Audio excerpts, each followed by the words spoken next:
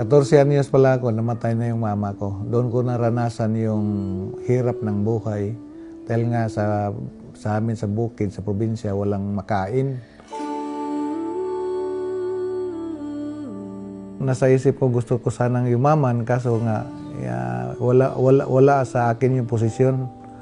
So, ang nangyari, doon ako sa farm, nagtrabador ng tubo.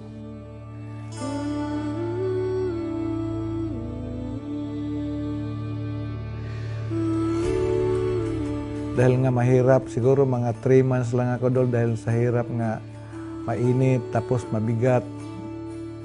So lumipat din ako ng parang middleman. Susunduin ko yung mga doon sa, may mga kambing, manok, baboy, kahit saging, kahit anong mabinta pwede sa market. Yun ang negosyo ko dati, pang tawid gutom lang.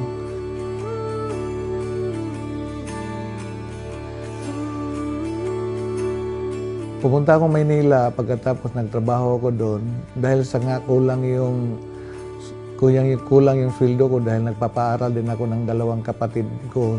Nag-extra din ako ng magsinda ng sigarilyo.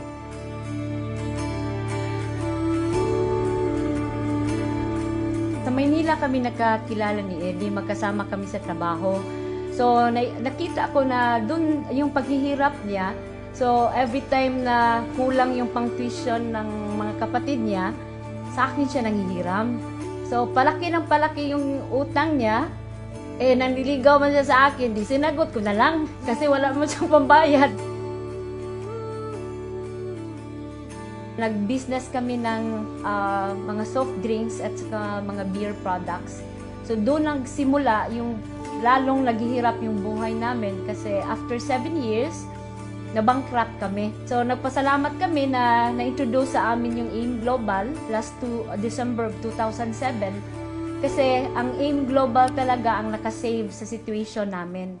Nakabuo kami ng grupo in Butuan, sa Surigao, may kunti sa Davao, and tuloy-tuloy na. Palaki na yung grupo, umabot na sa Maynila, umabot na sa Baguio, umabot na sa Mindoro, even outside the Philippines, in Dubai, Abu Dhabi, meron kaming Australia. Ngayon, grabe na, every year pumupunta kaming US, all expenses paid by the company, at saka mga Asian countries. Ang family bonding namin ngayon ay outside the Philippines, na sa abroad na talaga.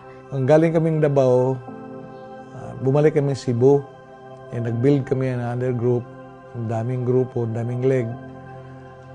Then, meron kaming ginawa na puno namin yung Hopes Dome sa Lapu-Lapu na 7,000 to 8,000 attendees yung nag-attend.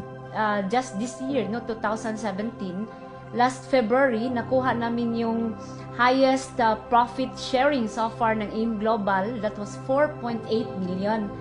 And last May, sa 11th year anniversary, nakuha din namin yung highest position sa AIM Global, which is the Diamond Global Ambassador. Nakabili kami ng 20 hectares na lupa. So, ginawa naming rancho, may mga buko, tapos marami kaming nabibili na lupa, mga subdivision lot. Lately lang, last February, nakabili kami ng 2 townhouse na pinaupahan din namin.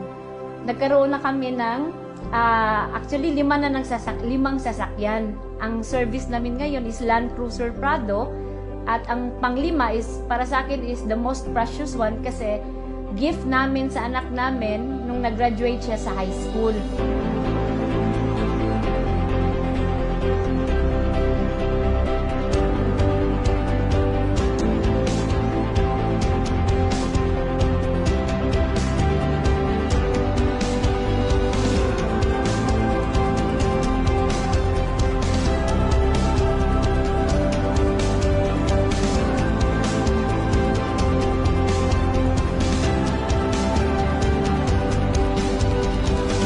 Sa dami ng mga experiences namin sa buhay, ang AIM Global lang pala ang best opportunity para sa amin.